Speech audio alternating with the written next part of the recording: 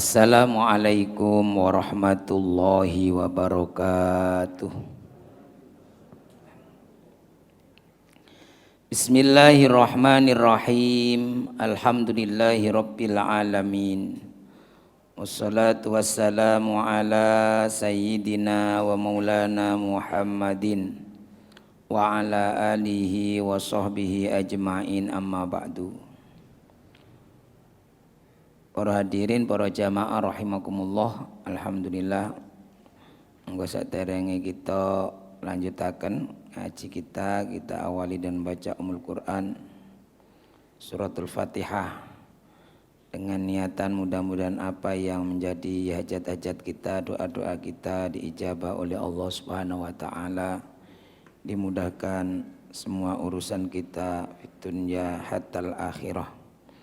Ila hadratin Nabi Muhammadin sallallahu alaihi wasallam wa alihi wa ashabi ajma'in wa ila walidaina wa asatidana al-muslimina wal mu'minina minhum wa li husuli maqasidina allati tarda'anna biha al-Fatihah. A'udzu billahi minasyaitonir rajim. Bismillahirrahmanirrahim. Alhamdulillahi rabbil alamin arrahmanir rahim maliki yaumiddin. Iyyaka na'budu wa iyyaka nasta'in ihdinas siratal mustaqim siratal ladzina an'amta 'alaihim ghairil maghdubi 'alaihim waladdallin amin. Bismillahirrahmanirrahim. Kita lanjutakan niki makalah yang keempat kados niki.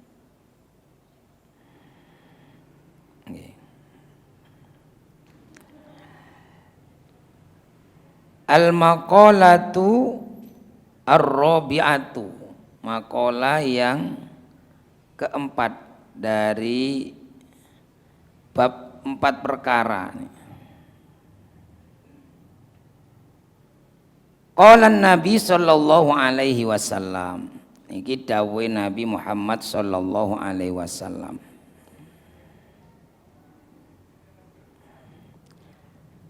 Al-kawakibu li ahli samai amanatun. Bintang-bintang, al-kawakibu, bintang-bintang, fis samai li ahli samai, bagi penduduk langit, itu amanatun, sebab keamanan. Jadi menjadi faktor pengaman ahli langit, penduduk langit itu bintang-bintang. Fa idang tasarot, maka apabila bintang-bintang itu sudah berjatuhan,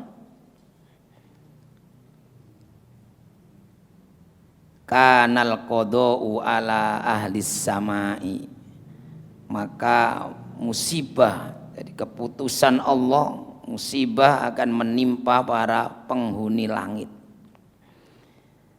Jadi kalau bintang-bintang berjatuhan ini kiamat, penduduk langit ini hancur. Sama kalau bumi ini hancur, penduduk bumi ya ikut hancur.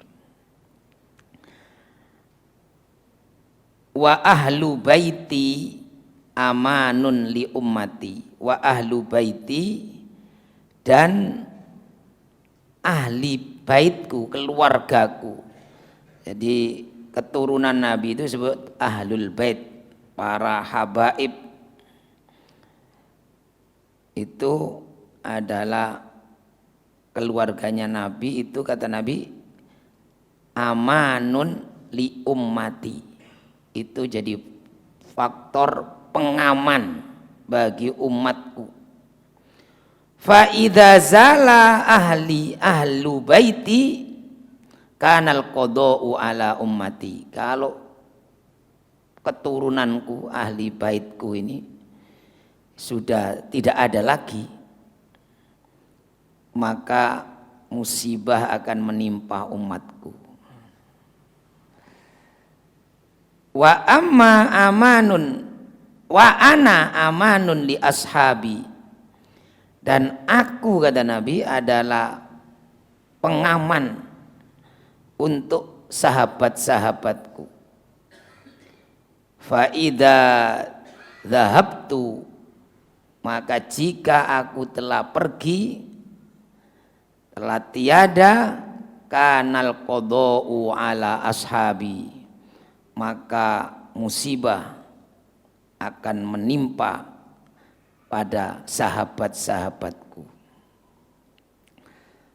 Dan kalau tadi ahlul baitnya Nabi kalau tidak ada maka musibah menimpa umatnya. Tapi ketika Nabi tidak ada, musibah menimpa para sahabatnya.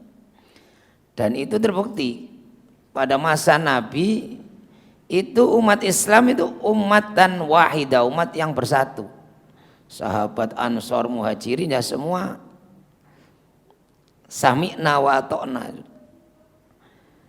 semua bersatu, tidak ada perbedaan dalam masalah akidah, masalah ibadah, gak ada perbedaan karena semua masalah bisa langsung dikonsultasikan dengan Rasulullah. Pada masa Abu Bakar, Rasulullah wafat, ada masa Abu Bakar sudah ada musibah. Sudah ada kelompok yang murtad, kelompok kaum murtadin, itu orang-orang yang murtad. Itu dikategorikan ada dua ini. Satu yang bangkang, tidak mau membayar zakat. Yang kedua murtad ini ya menjadi pengikutnya Musailama al-Kadzab, orang sampai ngaku jadi nabi. Jadi ini langsung Abu Bakar itu menghadapi problem ini besar, yaitu munculnya orang-orang yang kalau orang kafir yang kena fidyah jizyah, bayar pajak, itu bangkang. Tidak hanya yang kafir, kalau dulu itu orang kafir kena pajak, orang Islam tidak bayar pajak karena sudah bayar zakat. Nah ketika Rasulullah wafat, ini orang-orang yang nolak bayar zakat ini banyak juga. Maka kemudian tugas Abu Bakar ya ini. Dan alhamdulillah bisa diselesaikan masih pada masa Abu Bakar, menumpas nabi palsu bisa berhasil. Walaupun korbannya banyak. Jadi korbannya banyak. Para penghafal Quran itu ada sekitar 80 orang yang hafal Quran itu meninggal dunia. Tapi itulah rahasia Allah, hikmahnya itu ada. Justru dengan banyak para sahabat penghafal Quran, nanti Quran itu jadi kumpul jadi satu. Jadi ketika sahabat banyak yang meninggal dalam perang, namanya perang Yamamah, itu perang melawan pengikutnya Musailama al-Kadzab. Nah, ini sudah berhasil ditumpas Yamamah dan pengikutnya sudah diselesaikan, tapi korbannya banyak. Umat Islam yang hafal, maksudnya para sahabat penghafal Quran ini 80-an meninggal. Akhirnya Sayyidina Umar ini yang gelisah bagaimana nanti kalau Quran ini besok ada perang lagi. Karena saat itu ya biasa perang itu. Kalau ada perang lagi dan yang hafal Quran habis, wah ini Quran bisa hilang ini. Maka datanglah Umar bin Khattab ini kepada sahabat Abu Bakar. Beliau mengusulkan agar Quran segera dikumpulkan yang masih berceceran, karena saat itu Quran ini hanya ditulis di batu-batu, di dinding-dinding, di kulit-kulit binatang, belum ada kertas, di pelepah-pelepah kurma. Jadi dokumen sendiri-sendiri. Sahabat yang rajin nulis ya punya banyak, sehingga pati rajin ya duwe kulu terus itu disimpan ya dijimat. Kalau yang punya banyak, tapi banyak yang hafal, jadi dihafal. Quran saat itu disimpan dengan dihafal. Nah, maka Umar mengusulkan, wahai Abu Bakar, ini penting, harus segera dilakukan Quran harus dikumpulkan jadi satu, ditulis di satu mushaf. Mushaf itu jadi lembaran-lembaran yang isinya ayat Al-Quran. Abu Bakar pertama menolak.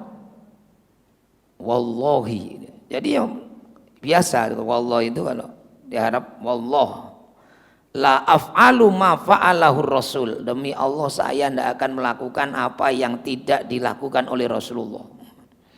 Jadi Abu Bakar saat itu agak ekstrim lah wajahnya. Ini bid'ah mungkin gitu lah. Walaupun dalam teks itu Abu Bakar nggak menyebutkan ini bid'ah. Demi Allah saya tidak akan melakukan apa yang tidak dilakukan oleh Rasulullah. Umar keder juga ini. Karena Abu Bakar sahabat senior, orang terdekat Nabi. Iya, ini kan nggak dilakukan Nabi, nggak pernah disuruh. Sudah, Umar mundur, teratur. Tapi bingung di rumah masih gelisah lagi. Bagaimana meyakinkan Abu Bakar ini benar nggak dilakukan Nabi? Ini berarti kalau nggak dilakukan Nabi ini kan bid'ah ini. Kalau orang yang anti bid'ah dikit-dikit ini bid'ah ini. Kalau bid'ah semua bid'ah dolalah, sesat. Semua yang sesat neraka kan gitu masalahnya. Maka kemudian Umar ini memikirkan cara bagaimana meyakinkan Abu Bakar bahwa ini pekerjaan yang sangat penting, urgen. Besok datang lagi, Abu Bakar diyakinkan, wahai khalifah, ini benar nggak dilakukan Rasulullah, tapi ini mendesak ini. Kalau dalam sehari, dalam satu peperangan, sahabat 80 orang hilang, penghafal Quran. Apa sampean mampu mencetak 80 orang penggantinya dalam sehari? Abu Bakar mulai pusing sekarang, loh, gak mampu. Kalau besok terjadi perang lagi, saya mati, sampean mati. Kemudian Al-Quran hilang dari muka bumi. Siapa yang bertanggung jawab di hadapan Allah? Sampean gitu, sampean pemimpinnya. Abu Bakar langsung metu bintangi. Ya sudah. Abu Bakar ya sudah panggil Zaid bin Sabit. Jadi oleh Abu Bakar usul itu diterima. Oh ini maka orang-orang yang sedikit-sedikit anti bid'ah itu ya ini Umar itu paham-pahamnya sahabat. Abu Bakar ya paham, ini gak dilakukan Nabi, bid'ah. Tapi tidak kemudian dipukul rata itu. Maka kalau Imam Syafi'i itu membagi bid'ah menjadi dua. Mahmudah wa madmumah. Ada bid'ah yang terpuji, yaitu ma wafaqas sunnah. Apa saja yang sesuai dengan sunnah itu ya bid'ah yang pokoknya tidak bertentangan dengan sunnah yaitu baik. Wa ma khalafaha fahuwa mazmumah. Kalau bertentangan dengan sunnah Nabi maka itulah yang tercela. Jadi Abu Bakar ya sudah menerima. Panggil Zaid bin Sabit. Nah ini fitnah pertama tapi sudah selesai. Perpecahan umat Islam pada masa Khalifah Umar masih satu komando. Begitu Utsman masih satu komando. Utsman wafat, lah ini mulai zaman Sayyidina Ali ini wah fitnah besar umat Islam. Kalau dulu zaman Abu Bakar, Umar itu perluasan wilayah Islam itu perangnya dengan orang kafir. Tapi zamannya Sayyidina Ali ini Islam dengan Islam. Jadi yang sini menyerang Allahu Akbar, ya sana ya Allahu Akbar. Jadi itu fitnah terbesar dalam sejarah Sayyidina Ali dan Muawiyah saat itu. Jadi ada perang pertama kali antara umat Islam dengan umat Islam namanya perang Siffin. Jadi ini fitnah pertama kali setelah ditinggal Nabi tadi. Jadi saya kata Nabi adalah amanun, pengaman umatku, amanun li ummati. Fa idza dhahabtu kanal qada'u ala ashabi Wa ana amanun li ashabi, aku ini pengaman untuk para sahabatku. Ketika aku telah pergi nanti, telah meninggal, maka musibah akan menimpa umatku dan ternyata sahabatku, dan ternyata benar. Sampai para sahabat itu ya perang. Bagi kalau Muawiyah dengan Ali, ini sahabatnya. Bahkan Sayyidina Ali dengan mertuanya Aisyah. Nah ini yang disebut perang Jamal. Jadi apa yang disampaikan Nabi benar. Ketika aku nanti meninggal, maka musibah akan dihadapi oleh para sahabat-sahabatku. Dan itu hanya bertahan sampai 4 sahabat Nabi saja. 3, Abu Bakar, Umar, Utsman, Ali ini sudah enggak bertahan. Walaupun sebelumnya masih ya ada musibah-musibah menimpa sama umat Islam, tapi bisa diselesaikan. Bahkan pertama kali Nabi wafat itu, masalah yang muncul adalah orang-orang Ansor itu, orang-orang penduduk pribumi Madinah ini sudah rapat mau mengangkat pemimpin baru. Jadi ketika Nabi wafat itu tidak langsung dimandi, tidak langsung dimakamkan, bahkan sampai 3 hari. Padahal kan ya sahabat-sahabat tahu kalau orang mati ya harus langsung dikuburkan segera, itu para sahabat semua tahu. Nah kalau ditunda sampai ini gimana? Nabi sendiri itu tertunda pemakamannya. Kenapa? Karena tidak ada orang yang bisa diajak musyawarah dari ahlul baitnya Nabi, keluarganya Nabi. Fatimah, putrinya Nabi tercinta itu sudah gak bisa diajak musyawarah karena pingsan terus, bangun sebentar pingsan lagi, bahkan sampai menangis terus sampai 3 bulan kemudian beliau wafat itu beliau menangis. Begitu cintanya kepada Rasulullah itu. Jadi bahkan kalau ada orang adzan menyebut asyhadu anna Muhammadar, pasti pingsan. Nah ini ketika Nabi wafat langsung musibah yang menimpa umat Nabi itu, orang-orang Ansor ini rapat karena hari pertama ini Madinah ribut karena kehilangan orang yang paling dicintai saat itu. Bahkan Sayyidina Umar itu sampai kalau sekarang depresi berat. Begitu cintanya kepada Rasulullah. Sayyidina Umar sampai ketika orang-orang menangis di masjid mendengar kabar Nabi wafat itu, Umar ini marah-marah bawa pedangnya. Mangkola qad mata Muhammadun sa'aktuluhu. Yang ngomong Muhammad mati tak gorok. Saking istilahnya sok berat. Yang ngomong bahwa Muhammad meninggal dunia tak gorok, itu tambah ya orang histeris. Abu Bakar waktu itu di luar kota Madinah. Kemudian datang melihat Umar begitu marah-marah. Nah inilah Abu Bakar orang yang paling tabah, paling bijaksana saat itu. Umar tidak tadi dilarang, jangan Umar kan, tapi dibacakan ayat Al-Quran.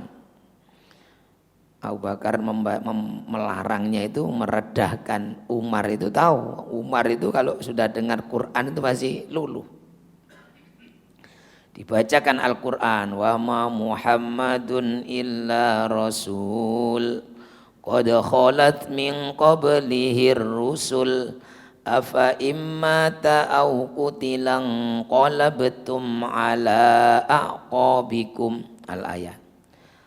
Muhammad itu hanya seorang rasul. Qad khalat min qablihi rusul, ya sama dengan rasul-rasul terdahulu, nabi-nabi terdahulu. Afa imata au qutila in qalabtum ala aqabikum. Apakah kalau dia mati atau dia terbunuh kamu akan jadi kafir lagi? Langsung mendengar ayat itu Umar langsung gemetar, pedangnya jatuh, dia langsung tersungkur nangis Ngeruguk ya itu Umar. Nah, ini. Jadi sudah kekacauan sudah pertama, sehingga nggak ada yang bisa diajak rapat. Aisyah ditanya apa Nabi wasiat, nanti kalau mati dikuburkan di mana. Jadi ya pertama itu yang menjadikan tertunda itu karena satu, Nabi tidak wasiat. Ditanya nggak ada sahabat terdekatnya, nggak ada yang bisa diajak musyawarah karena kesedihan yang mendalam. Jadi hari itu Fatimah, Ali yang nggak bisa diajak rapat karena kesedihan yang mendalam itu. Akhirnya sampai malam nggak ada apa-apa, ya hanya sedih. Kalau yang diajarkan Nabi kan bagaimana memandikan jenazahnya orang mukmin, menguburkan jenazahnya orang mukmin. Lah ini kalau mengubur Nabi kan sahabat belum punya pengalaman. Memandikannya gimana kan bingung juga. Apakah memandikan seperti memandikan para sahabat yang dicontohkan Nabi itu. Hari kedua ini sampai malam. Nah, kemudian besok masih belum ada tanda-tanda lah, ini orang-orang Ansor ini mengumpulkan. Sudah orang-orang Ansor ini mengumpulkan orang Ansor sendiri, penduduk pribumi Madinah nanti kumpul di Sakifah Bani Sa'idah, kalau di pendoponya Bani Sa'idah kita rapat. Di antara rapat itu ingin mengangkat pemimpin dari pribumi. Lah ini kan sudah menyiapkan Sa'ad bin Ubadah ini calonnya, di antara yang sudah di beberapa calon disiapkan. Karena di antara yang memprovokasi yaitu kita harus memiliki pemimpin sendiri. Dulu kita dipimpin Muhammad itu pendatang lah gitulah. Jadi itu sudah ada fitnah. Nah, mendengar malam kedua, berarti kan malam pertama melewat. Malam kedua rapat di balai desa tadi, pendopo Bani Sa'idah itu. Itu sudah sepakat mau mengangkat Sa'ad bin Ubadah kalau tidak salah. Sahabat ini asli orang Ansor dan sahabat Nabi. Terkemuka, dihormati oleh orang-orang Ansor. Sepakat mereka. Lah Abu Bakar diberitahu, Abu Bakar ini ada orang-orang Madinah, orang-orang sahabat-sahabat Muhajir Ansor rapat mau memilih pemimpin. Wah, Abu Bakar ini ya kebakaran jenggot tuh ini. Wah, sungguh terlalu ini. Nabi Muhammad belum diurus mau milih pemimpin sendiri ini. Akhirnya Umar nggak sendirian, ngajak Abu Bakar, mengajak Abu Ubaidah bin Jarrah dan beberapa sahabat datang. Gak diundang ya datang ke situ. Karena Abu Bakar ya dengan meluruskan. Karena melihat Abu Bakar, sahabat-sahabat saat itu kalau melihat Abu Bakar sama dengan melihat Rasulullah. Hormat, simpati, karismanya Abu Bakar itu karena selalu mendampingi Rasulullah. Begitu datang ya Abu Bakar memberikan pengarahan, sambutan. Di antara isi sambutannya ya sebenarnya agak terpancing. Wahai orang-orang Madinah, sahabat-sahabat Ansor, Madinah ini jadi mulia karena kedatangan Rasulullah. Orang Rasulullah itu orang Quraisy. Loh, ini kan sudah tersulut ini kesukuan. Orang Quraisy. Madinah dulu sebelum Rasulullah itu bukan daerah apa-apa. Kalian semua jadi mulia. Madinah menjadi Madinah Munawwarah karena setelah datangnya Rasulullah. Rasulullah itu orang Quraisy. Maka al-a'immatu min Quraisy, maka pemimpin harus dari Quraisy. Ini sebenarnya sudah tersulut fanatisme kesukuan. Tapi karena yang ngomong orang yang sangat karismatik ya mandu-mandu masih bisa diterima itu.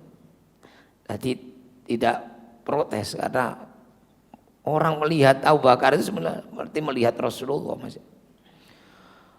Kemudian orang itu segan karena Abu Bakar tidak ambisi, tidak ingin jadi khalifah juga. Karena itu setelah menyebut bahwa pemimpin dari Quraisy, Abu Bakar dalam sejarah itu kalimat yang tercatat itu al-a'immatu min Quraisy. Nahnu khulafa wa antumul wuzara. Kami dari Quraisy yang akan menjadi pemimpin pengganti Rasul dan kalian nanti para menteri-menterinya, wuzara itu. Sudah diterima dan saya, kata Abu Bakar, setuju kalau kalian menunjuk memilih salah satu dari dua orang. Siapa itu? Yang diajak, Umar atau Abu Ubaidah bin Jarrah. Ini sama-sama orang sahabat terpenting, sama-sama pendekarnya ini, sama-sama panglima perang yang hebat. Nah, Umar begitu disebut namanya, Umar berdiri langsung menjabat tangan Abu Bakar. Tidak, anta khalifatur Rasulillah, kamu yang lebih layak pas menjadi pemimpin Rasulullah. Kami berbaiat. Wah, Umar begitu ya semua ikut, semua setuju, sepakat bahwa khalifah mengganti Rasulullah itu, memimpin setelah Rasulullah adalah Abu Bakar. Jadi ini hari malam kedua. Besok paginya dari rapat itu, besok sholat subuh, nah itu Umar khutbah, pidato. Setelah sholat subuh, Umar ini pidato menyampaikan hasil rapat semalam. Nah, hasil rapat semalam itu. Dan kemudian meminta semua kaum muslimin berbaiat, janji setia. Singkat cerita ya sudah berbaiat semua. Loh gitu aja masih ada.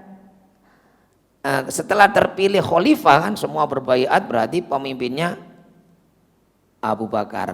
Sudah ada pemimpin, maka pemimpin ini yang mulai mengatur bagaimana Rasulullah dimakamkan. Nah, jadi hari ketiga baru dimakamkan.